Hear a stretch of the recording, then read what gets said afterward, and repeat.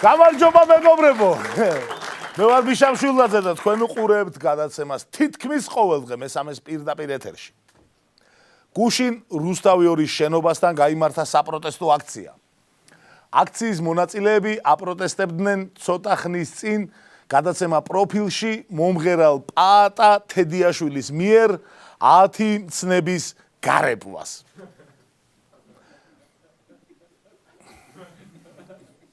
დაგაცდით რომ დაარენდეროთ ასე ამხელა ინფორმაცია. ერთ-ერთი ორგანიზატორის ამ საპროტესტო აქციის ერთ-ერთი ორგანიზატორის გურამ ფალავანდიშვილის თქმით, მათ აქვთ ორი მოთხოვნა: რუსთავი 2-ის დაკეტვა და მთავრობის გადადგომა.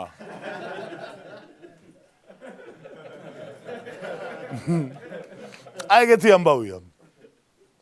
განა რომ პაატა თედიაშვილმა გადაცემის პროდიუსერმა ბოდიში მოიხადოსო. No. მთავრობა გადადგეს. არ რუსთავი 2 დაიკეტოს. საქართველოში შექმნილი სოციალური მდგომარეობის ფონზე არაა გამორიცხული მსგავსი პროტესტების ვიხილოთ. ახალგაზრდა პოეტის გამომწვევი ლექსის ინტერნეტში გამოქვეყნების გამო მიტინგი გაიმართა. აქციის მონაწილეები სილქნეტის დაკეტვასა და პრემიერ-მინისტრის იმპიჩმენტს მოითხოვენ. მხატვარს, რომელმაც შიშველი ადამიანები დახატა, საზოგადოება უპირისპირდება.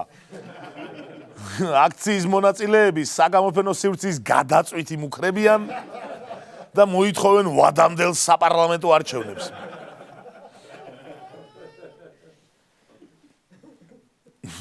ოღონდ მაჟორიტარების გაუქმებას არ ითხოვენ. მსუბუქი მოთხოვნა. კომპოზიტორმა, რომელმაც სიმფონიაში 666 ნოტი გამოიყენა, სიკვდილის მუქარები მიიღო. აქცია იმართება ჯანსუღ კახიძის სახელობის თბილისის მუსიკალურ-კულტურულ ცენტრთან. მონაწილეები მოითხოვენ ორკესტრის წევრების საჯარო დაყურუებასა და ქვეყანაში კლასიკური მუსიკის დროებით აკრძალვას. ისე მართლა ძალიან უცნაური მოთხოვნილებაა. ერთი მოთხოვნა რომ თავად მთავრობას აწყობს და მეორე რუსთავი 2-ს.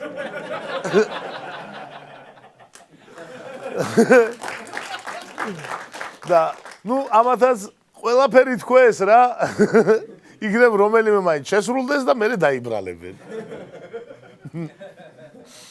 მე აქციის მონაწილეების ადგილზე გავასამებდი მოთხოვნებს. დაიხუროს რუსთავი 2, გადადგეს მთავრობა და გამოვიდეს წესიერი ამინდები. აპრილია უკვე. რა პონტია.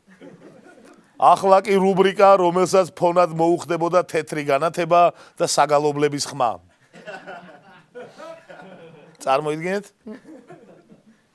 ბიძინას სერიალების წარმოების გეგმასთან დაკავშირებით ნუკრი ქანთარიამ განაცხადა: ეს შეიძლება გახდეს ეპოქალური შეწევნა.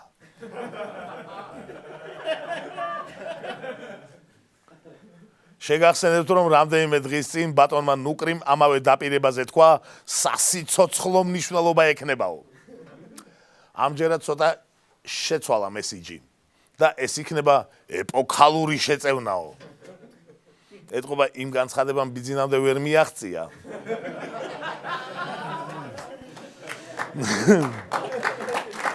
და უფრო აღმატებული სიტყვების მოშველიება დაჭირდა. თუ ამანაც არ გაამართლა, ჩვენ ნუკრის ვთავაზობთ უფრო მაღალ ფარდოვან განცხადებებს. სერიალის დაფინანსება იქნება ზღვაში წვეთი კი არა, ზღვაში ოკეანე ჩვენი ქვეყნის განვითარებისთვის.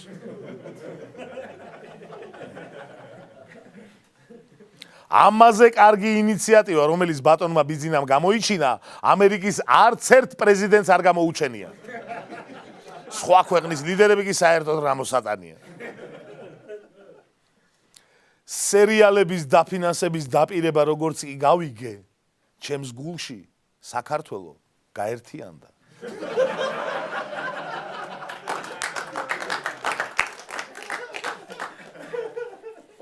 ენა, მამული, სერიალები. ნამდვილმა მამაკაცმა უნდა გაზარდოს შვილები ააშენოს სასახლე. გადარგოს ხე და გადაიღოს სერიალები. ჰა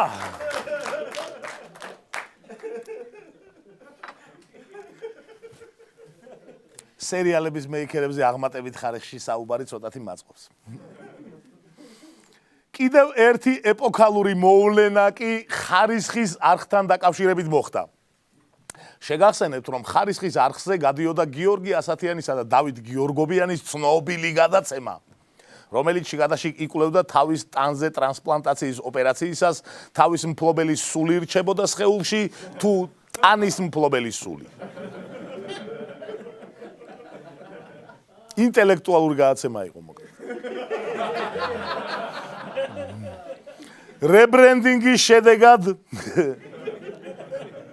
ამასაც რებრენდინგი ქვია მართლა. იგეგმება, რომ ხარისხის არხი გადაიქცეს სამეფო არხად. სამეფო რა შუაშიაო? ალბათ იკითხავთ. მაგრამ ეგრე ხარისხი რა შუაში იყო?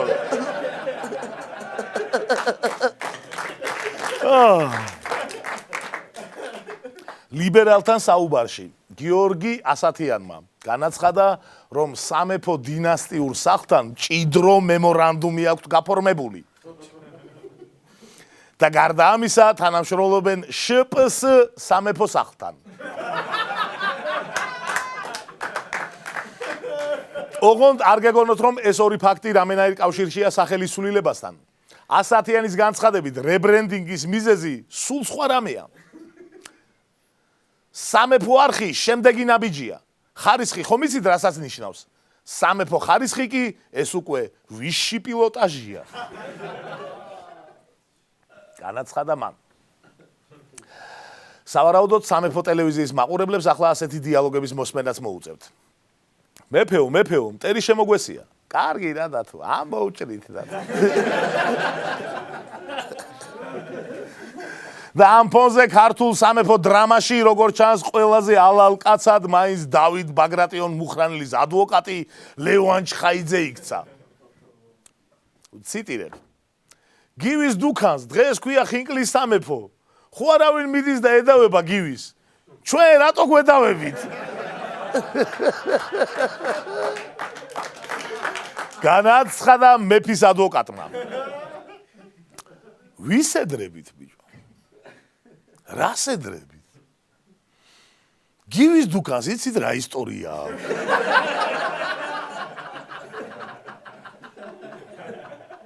აი თქვენ რა გაქვთ კარგი? ხინკლის სამეფოს ერთი დადებითი ფუნქცია მაინც აქვს. კარგი ხინკალი აქვთ. და რეკლამა რო არ გამოგვივიდეს, გეტყვით რომ ქაბაბი ისეთივე ვერა. ახლა კი რუბრიკა ლადო კახაძეს მთაწმინდაზე დაპირებების გასაცემად ამზადებენ. ჯანმრთელობის დაცვისა და სოციალურ საკითხთა კომიტეტის თავმჯდომარის აკაკი ზოიძის განცხადებით, ექიმების შეურაცხყოფა დასჯადი გახდება. კედა მოუარეს.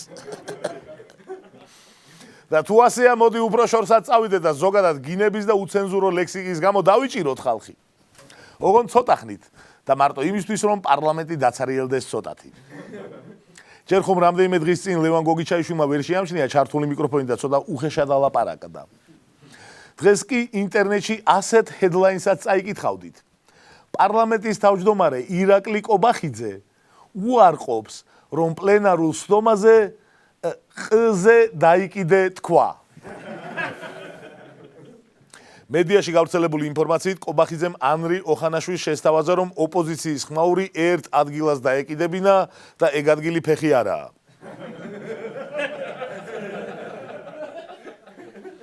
თავად კობახიძემ კი ეს ინფორმაცია შემდეგი სიტყვებით უარყო. ტყუილი ინფორმაცია არის გავრცელებული. მსგავსი რა მე არ მithქვამს. ჩემი კოლეგები დამემოწმებიან, რომ ეგ სიტყვა ცხოვრებაში არ მიხმარია.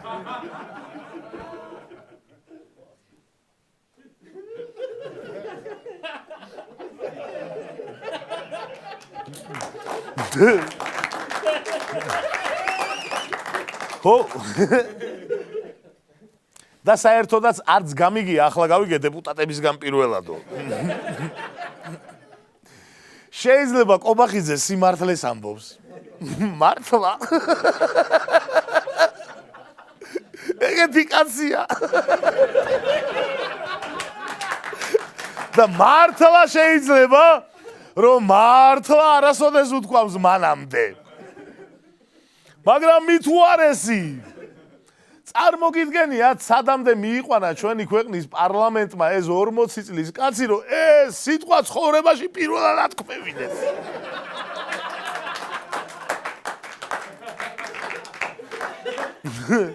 გამწარეს გოგიწულა იასავით. როგორც ჩანს, ღილაკების არევა უკვე წარსულში რჩება და ახლო მომავალში პარლამენტარების მთავარ გამოწვევად ბოლომდე არ გამორთული მიკროფონები იქცევა. სწორედ ამიტომ შემოგთავაზებთ ჩვენს ვერსიებს, რაზე საუბრობენ დეპუტატები, როცა მიკროფონები გამორთულია. დაახლოებით ასეთი დიალოგები დგება ხოლმე ალბათ. მწვანე რომელია? მარცხენა. მარცხენა?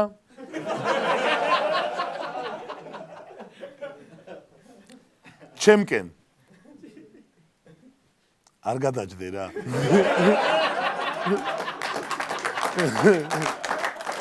ან რაო რა თქვა, დაიკიდე, კის დააჭირე. ან კიდე შეგეშალა? რავი, აბა ვნახოთ. არის ძიჯერ. ან ასეთი ყოფითი, შენთვის რა უთხრა კატლეტი.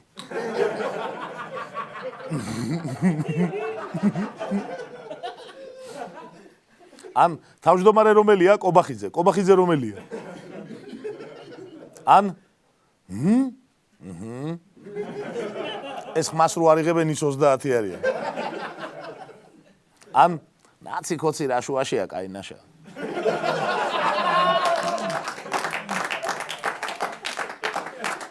ან ასეთი დიალოგი. ეს ვინ გიქნა? ბიძინამ. სხვა რა ვახარ? ან ასეთი, ცოტა რომანტიული. ამ საღამოს რა საკეთებ? რა? არაფერი. ან რაღაც შეიცვალა დარბაზი, ხო? კი, თბილისში გადმოვედით.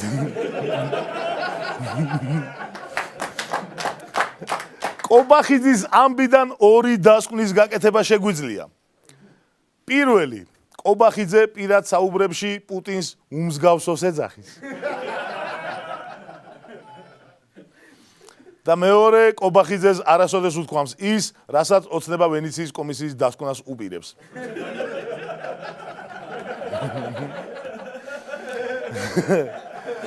ჯერ ხო ეს დასკვნა გუშინ წინ გააკრიტიკა გია ვოლსკიმ. დღეს კი მოსამართლე დიმიტრი გურიტიშვილმა თქვა, რომ ვენეციის კომისიის რეკომენდაციების ნაწილი არაკონსტიტუციურია. ერთ კვირას ვაძლევ ჩემს სცენარისტებს. ერთ კვირაში ამაზე მაგარ ხუმრობას თუ ვერ მოიფიქრებენ.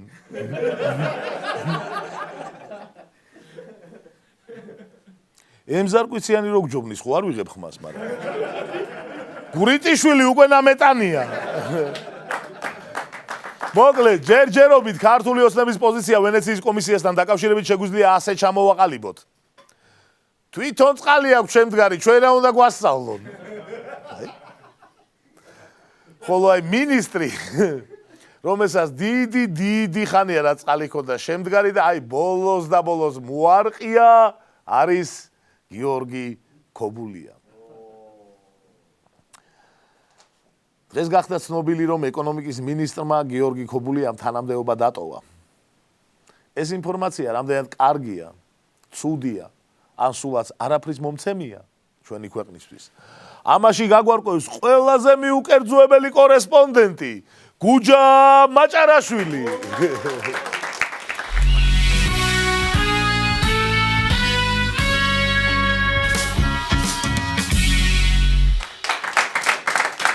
გამარჯობა გუჯა. რა ხდება ეკონომიკის სამინისტროში? როგორ მოგახარო მიშა ეხლა არ ვიცი ჩვენს ეკონომიკას დედა არ ყავს ჩვენ კიდე ეკონომიკის მინისტრი და შენი აზრით ეკონომიკის მინისტრი გადადგა თუ გადააყენეს ორივე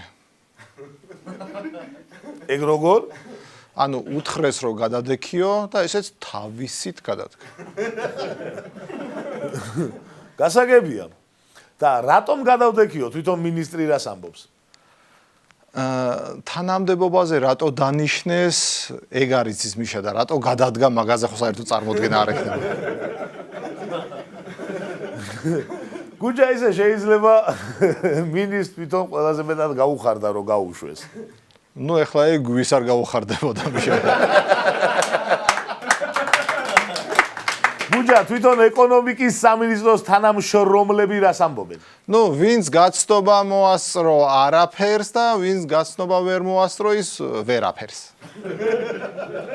ანუ სამინისტროში არავინ არაფერს არ ამბობს ნუ ალბათ ვიღაცებს გული დაწყდებოდათ რა ესე იგი ზოგ შეიძლება უყვარდა კიდეც არ გამოვრიცხავ მიშა ეხლა კამერის წინ რამდენ სასაცილო რაღაცას იძახდა და შენ წარმოვიდგინე შინაურობაში რამდენ რაღაცას იტყოდა დარწმუნებული ვარ გუჯა მართლა ესე იქნებოდა და შენი აზრით ქობულიას წასვლა რა გავლენას მოახდენს უნდა ჩაგეძიო აქ მიშა კითხვაში ეკონომიკაზე თუ დანარჩენზე ეკონომიკაზე ეკონომიკაზე არანაირს გადმოსახვდეს და დანარჩენზე ნუ დანარჩენზე მით უმეტეს მიშა ნუ სამწუხაროდ გასაგებია გუჯა და რა ეშველება საქართველოს ეკონომიკას ნუ სანამ საქართველოს ეკონომიკას მივხედავთ და ვუშველით ჯობია რომ ჯერ თვითონ ეკონომიკის სამინისტროს უშველოთ რას გულისხმობ ნუ ეკონომიკის სამინისტროს შენობა დაიწვა მიშა და ეხლა ნაქირავებში არიან ოღონდ მართლა მართლა და მე ამ შენობის მეპატრონეს ბიჭმა ცოლი რომ მოიყვანოს და ცალკე გადასვლა მოინდომოს ჩათვალე ეკონომიკის სამინისტრო აღარ გვაქვს ნუ იმედი არ იჩქარებს და ოჯახებას და არ ჩამოანგრევს ქართულ ეკონომიკას მეტი რა უნდა ჩამოანგრევს გუჯა შენი აზრით ვინ გახდება ეკონომიკის მინისტრი ნებისმიერი მიშა ანუ ნებისმიერი ეკონომისტი ნებისმიერი მიშა მადლობა გუჯა გულწრფელობისთვის გელშიდობები და იმედია მომავალში ქართულ ეკონომიკას შენზე სერიოზულად შეხედავს ვინმე ქართული ოცნების დეპუტატმა ისკო დასენმა აღიარა რომ ერთ-ერთ სხდომაზე დეპუტატ ჯაფარიძის მაგივრად მისცა ხმა და ამაზე შემდეგი კომენტარი გააკეთა თუ დარღვევა დამსაჯონ მზად ვარ პასუხი ვაგო ირაკლი კობახიძე ამ ფაქტს ასე გამოეხმაურა ამ პრაქტიკას ყველა ფრაქციაში მიმართავენ აქედან გამომდინარე მინდა დავაწყნა რომ ისკო დასენი კი დარღვევა მაგრამ არ დაგჭია და რო არ დაგჭიან ეგეც დარღვევა მაგრამ ვინც არ დაგჭის არც იმად დასჯიან და ყველაფერი იქნება კარგად თუმცა როგორც ჩანს სახელმწიფო უწყებების უფრო დაბალ პოზიციებზე დარღვევებს აღარ პატიობენ ქრთამის აღების ფაქტზე გლდანის გამგეობის თანამშრომელი დააკავეს ეგ არის სახელმწიფო სამსახური რა ან არაფრით ხარ დაკავებული ან ქრთამის გამო ხარ დაკავებული მაგრამ მოდი პოზიტივიც დავინახოთ ამ ფაქტში გამოდის რომ გლდანის რაიონის გამგეობის თანამშრომელიც კი დასჭირდა ვიღაცას რომ ქრთამი შეეთავაზებინა ანუ ტყუილ უბრალოდ თანამდებობები აღარ გვაქვს რა გარემოს ეროვნული სააგენტოს ინფორმაციით ჰაერში მყარი ნივთიერებები და აზოტის დიოქსიდი ნორმაზე მაღალია ზუსტად შეიძლება არ იცოდე რას ნიშნავს ეს მაგრამ მარტო ჟღერადობით მიხვდები რომ კარგს არაფერს ამ დროს კი მერია ტაქსების გადაღებასა და განათებების ერთ ფერში მოწყობაზე დარდობს და რა კი ასეა მოდი აქაც ვცადოთ თავის გამხრევება მე რა იქნებ ჩვენ მაღალი აზოტის დიოქსიდები გვევასება ძმა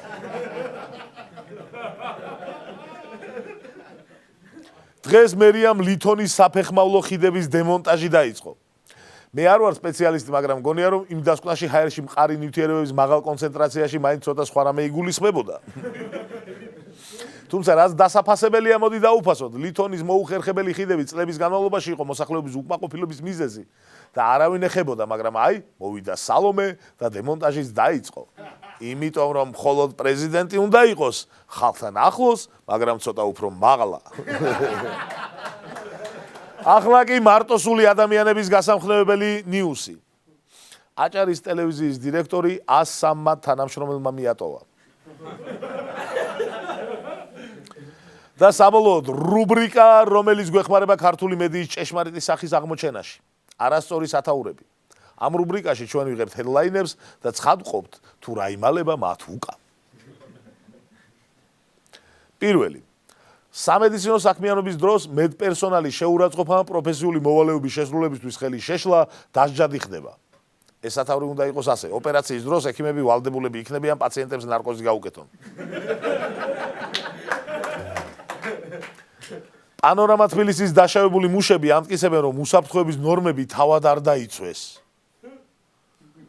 ეს სათაური ასე უნდა იყოს: ბიძინა ივანიშვილის არაერთი თხოვნის მიუხედავად მუშები მშენებლობიდან მაინც დაშავდნენ.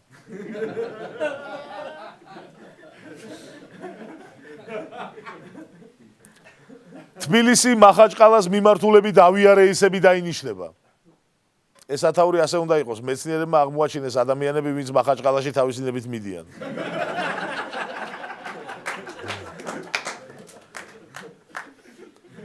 ეკონომიკის მინისტრი გიორგი ქობულია თანადეობას ტოვებს. იმედი. ამ სათაურს ერთი ასო აკლია. იმედია.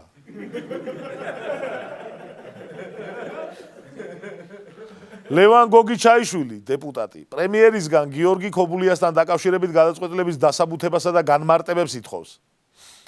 ეს სათაური ასე უნდა იყოს: ლევან გოგიჩაიშვილი ამ ბოლო დროს ძალიან აღადავდა. ადამ არშანია, არ ვარ ვალდებული ვიცოდე ინგლისური.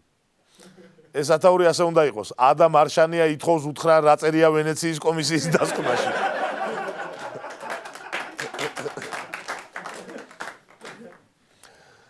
საპენსიო ფონდის დირექტორი თელასის თანამშრომლებს დაგროვებითი პენსიის უპირატესობებზე ესაუბრა.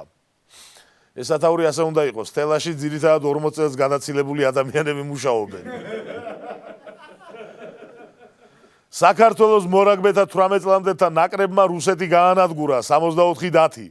ეს სათაური ასე უნდა იყოს: რუსეთო, აწყო თუ არ აგწყალობს, მომავალი უფრო. დღეისათვის სულ ეს იყო, მეგობრებო. დიდი მადლობა რომ გვიყურებთ და შევხვდებით ხვალ 20 საათსა და 20 წუთზე მესამეს პირდაპირ ეთერში. ყოველ შეხვედრამდე. თითქმის დემოკრატიული, ოდნავ თეოკრატიული, საკმაოდ პერსპექტიული და თითქმის ევროპული ქვეყნის თითქმის ყველა საინტერესო ამბავს ცხოვრების რიტმის განცდის ხურვილის საღამოს. სანამ წაგიღებს სურვილი, რომ რავი იქნებ, დღეს ხდება ის, რისთვისაც ღირს, რომ თითქმის ყოველ დილით, როცა ვფიქრობ, ვისთვის, შენთვის თუ სხვისთვის, გახსოვდეს სამშობლო, რომელმაც დაამარცხა კორუფცია, თითქმის კრიმინალი, თითქმის სისტემას მოვაწუთებს ითვლის უკვე წლებია და წლები არა წლების მიქრე კიდევ უფრო მნიშვნელოვანი ხდება თითოეული დღე ხარჯელი სიტყვა მოკლედ ითქმის საღამოს 8-ას თითქმის ყოველ დღე